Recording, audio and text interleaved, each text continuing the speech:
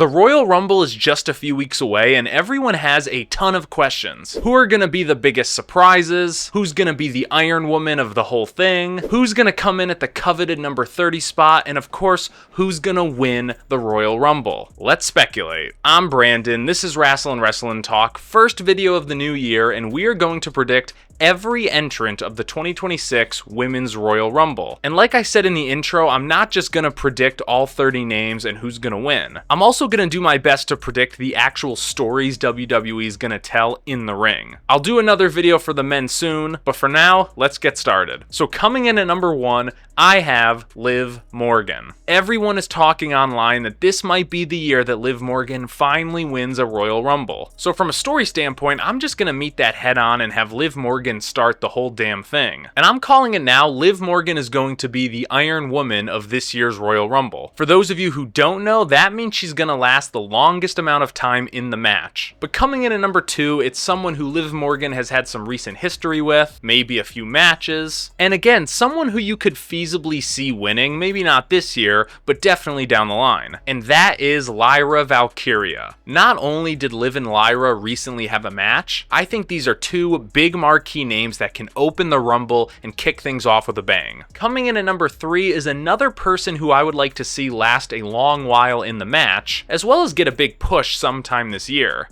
And that is Kairi Sane. I think Liv, Lyra, and Kairi are not only practical options to start the Rumble, I think the three of them would put on a great little mini match before things really get going. But now I really want to load up the Rumble match with some heels. So coming in at number 4, I got Candice LeRae. Number 5, I got Chelsea Green, who I think is going to end up being the MVP of the entire match because she is just so damn entertaining. And then coming in at number 6, I got Roxanne Perez. We're going to give Liv Morgan some Judgment Day backup early. And at this point in the match, Lyra is going to be the only babyface. I can see Liv, Roxanne, Kairi, Chelsea, and Candice all teaming up to go after Lyra, but even if it's just Liv and Roxanne, at some point here, things are looking pretty bad for Lyra. But who comes in at number 7 to save the day?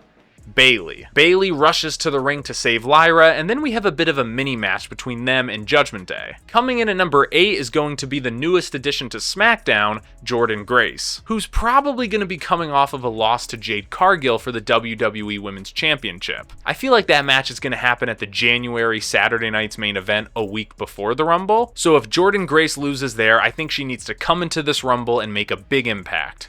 See what I did there? Impact. And I think Jordynne Grace gets the first elimination of the Rumble by eliminating Candice LeRae. And then right after eliminating Candice, you think Jordynne Grace is going to eliminate Chelsea Green, but who comes in at number 9? Alba Fyre. She rushes to the ring, distracts Jordynne Grace for a bit so she lays off Chelsea, and then honestly, I would have Jordynne Grace just eliminate Alba Fyre right then and there. But not Chelsea. Keep her in the match for a while longer. Coming in at number 10 to help out Kairi Sane is Asuka. I think she comes in, aligns with Kairi Sane, and maybe even the Judgment Day too, and the four of them just start laying out everyone. But who comes in at number 11 to even things out? It was the person who had the biggest return at last year's Rumble, Alexa Bliss. Alexa comes down to the ring in what will probably be the first big major pop of the night. Not that it's a big return, but Alexa Bliss is just so over. And just when Alexa is getting the upper hand on all of the heels, who comes in next but Lash Legend, who not only beat Alexa Bliss on an episode of SmackDown around December, she also interfered in the US title match, costing Alexa Bliss the win. So there's a bit of a mini feud going on there between them. I think Lash Legend comes down to the ring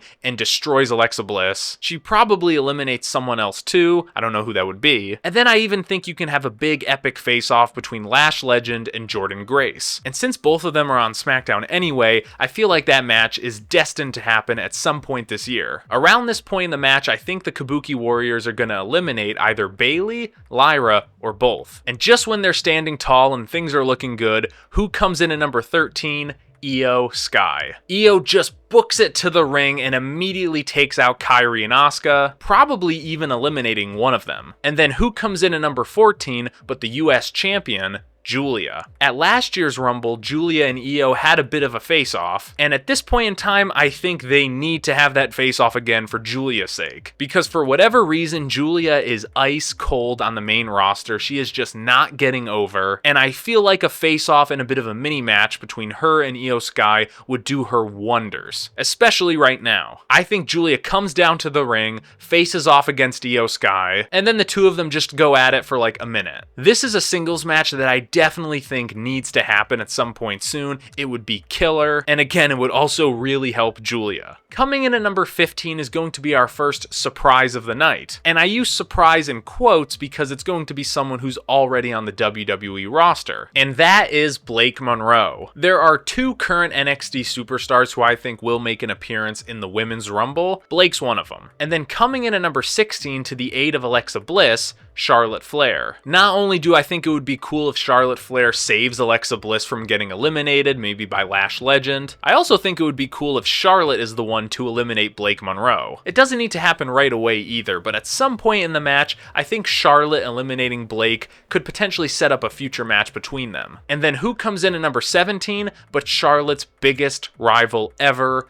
Becky Lynch. Becky comes down to the ring, starts staring down Charlotte Flair, and then who gets up but Bayley, if she hasn't already been eliminated. And then we get a bit of a mini four horsewomen reunion where Becky, Bayley, and Charlotte are all just staring each other down, but that moment is broken up by number 18, Maxine Dupree, who just beelines it for Becky Lynch and immediately starts pummeling her, because she is pissed after losing the IC title. But at this point in the match, we're gonna have to start clearing some people out, and who better to do that than number 19, Nia Jax. Nia comes down to the ring, teams up with Lash, and they just start clearing house, eliminating people like Julia, Maxine Dupree, and just when they're about to eliminate Io Sky, who comes in at number 20?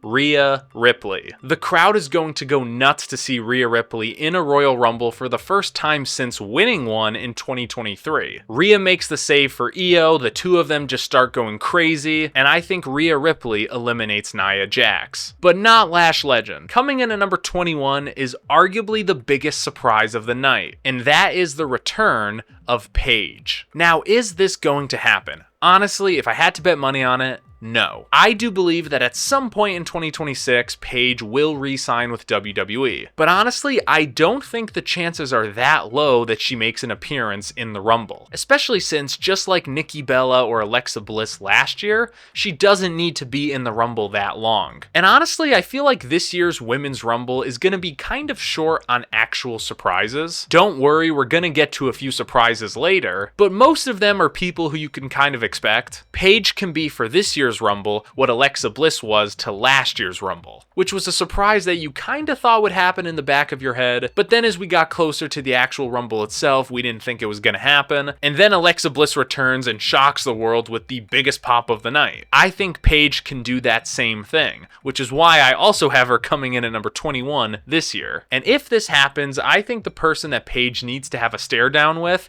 is Rhea Ripley, because that right there is a dream match. I think the two of them have a stare down, but it gets broken up by a bunch of other people. And honestly, not soon after that, Paige would probably get eliminated. But she won't get eliminated before these next few entrants, because at number 22, I have Natalya, and then at number 23, Nikki Bella, just so we can have a bit of a Divas reunion. And don't worry, we'll get to the other one soon. Coming in at number 24 though, Tiffany Stratton. Now, according to reports, Tiffany Stratton is dealing with an undisclosed injury. And listen, that may be completely legit. She might be injured and she won't be back for WrestleMania, or at the very least, the Rumble. However, because there haven't been any reported updates about what the injury is or a timeline of return, I have this hunch that WWE is just working us and drawing attention away from the fact that Tiffany will be returning at some point soon. Just trying to draw us off the scent. So honestly, if I had to bet money on it, I would bet that Tiffany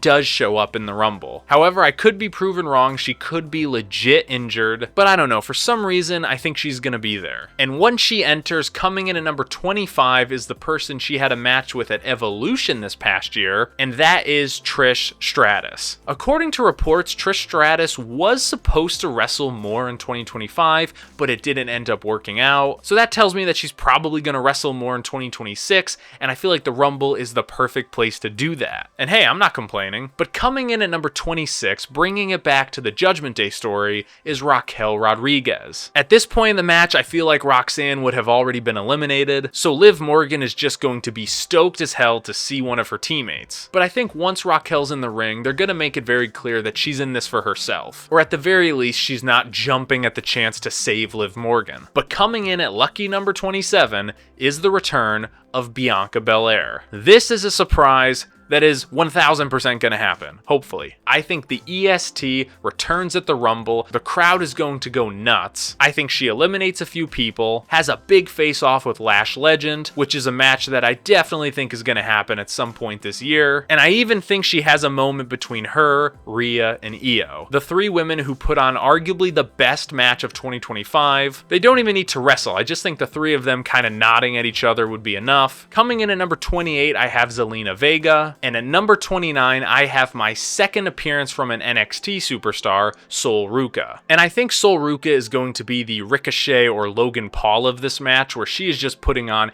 a ton of big highlight spots. And hopefully she has a face-off against Charlotte Flair, because again, that is a match that I need to see at some point soon. But who comes in at number 30? You all could probably guess it. AJ Lee. The crowd goes nuts. This is her first time back since War Games, and this is also her first time ever in a Royal Rumble. And after that happens, I think you need to have a moment between AJ Lee, Nikki Bella, and Paige if she's even in the match. We just need to see a Divas reunion. We also have the potential for a multi-generational face-off here. You have AJ Lee, Nikki Bella, and Paige representing the Divas era. Then you have Charlotte Flair, Bayley, and Becky Lynch representing the Four Horsewomen and the Women's Evolution. And then you have Rhea, Bianca, and Io representing the current generation. And then if you want to showcase the next generation, have Sol Ruca, Lash Legend, and maybe Julia or Roxanne Perez. I don't know if you can fit that many people in a ring, but it would be a really cool face-off. But alright, those are all 30 entrants. Now who is going to make it to the end? To start off, I think all of the superstars who are already in tag teams are not going to make it to the final four, because they are all clearly in a story for the women's tag titles. So I feel like at some point in this match, all of the women's tag teams are basically gonna eliminate each other. Similar to last year where there were a ton of superstars in a pile dangling off the ropes, and Nia Jax hit them once, eliminating like 9 people. I think you're gonna have a similar moment where all of the tag teams, Rio, Charlexa, Nia and Lash, the Kabuki Warriors, Bayley and Lyra, all basically cancel each other out. I think there's gonna be a big moment where everyone gets eliminated either all at once or just one after the other. However, the one person who's in a tag team who does not get eliminated in this big moment is going to be Raquel Rodriguez. Alright, so who are the final 6 gonna be? I think they're gonna be Liv Morgan, Raquel Rodriguez, Becky Lynch, Tiffany Stratton, Bianca Belair, and AJ Lee. Once we get down to the final 6, I think AJ is the one to eliminate Becky Lynch, setting up their WrestleMania match for the IC title, because I think that's definitely going to happen. After that, I think Liv Morgan is the one to eliminate AJ Lee, because if someone like Bianca or Tiffany eliminated AJ Lee, they would just start getting booed, and I feel like those two are firmly baby faces, so I don't think WWE wants that, but Liv Morgan's a heel, so it's fine. And also, it sets up a potential match between them, which I think needs to happen at some point this year. AJ Lee versus Liv Morgan would be huge. But now we get to the final 4, Liv, Raquel, Tiffany, and Bianca. And this is where the Judgment Day story really comes into play. I think Tiffany Stratton is about to eliminate Liv Morgan when Raquel Rodriguez finally decides to be a teammate and make the save. I think she goes after Tiffany, both of them are on the ropes, and then Liv Morgan eliminates both Raquel and Tiffany at the same time. And this will just shock everyone, because it's the first time that Liv Morgan clearly goes against Raquel Rodriguez, even though it's a Royal Rumble. And I think this moment is where we start building the story of the fall of Judgment Day. Because after she gets eliminated, Raquel is pissed. And she's pissed at Liv. But now we get to the final 2, Liv Morgan and Bianca Belair. Let's be real, one of these two is gonna win. To me, there are no other contenders. Maybe Tiffany, maybe, but at the end of the day, it's Liv or it's Bianca, which is why I think they need to be the final two, just to maximize the tension. But once we get to the final two, I think they're gonna put on a great mini match, but unlike last year's Elimination Chamber where Bianca beat Liv, I think this year, Liv beats Bianca, winning her first ever Royal Rumble, in what will probably be a very protected loss for Bianca. Honestly, Liv can even eliminate Bianca at the same time as Raquel and Tiffany, just to make it cleaner. But that's it. Not only do I have Liv Morgan as the Iron Woman of the entire Rumble, going from number 1 all the way to number 30, I also think she's gonna win the whole thing. After Charlotte Flair won last year's Royal Rumble and that was kind of unpopular, I think WWE finally giving Liv Morgan a Rumble win is the perfect way to counterbalance that. I think fans will love it. It will cement Liv Morgan as a main event star, right up there with Rhea and Bianca and Io. It's not like she's not there already, but I think having a Rumble win is like the perfect thing to legitimize someone as a true main eventer. And after this, I think Liv Morgan is going to challenge Stephanie Vaquer for the world title at WrestleMania. But it's not going to be an easy road because Raquel Rodriguez is going to be pissed at her. But that's it. Those are my predictions for every entrant in this year's Women's Royal Rumble. What did you think? Comment below, let me know, and I'll see you next time. Bye bye.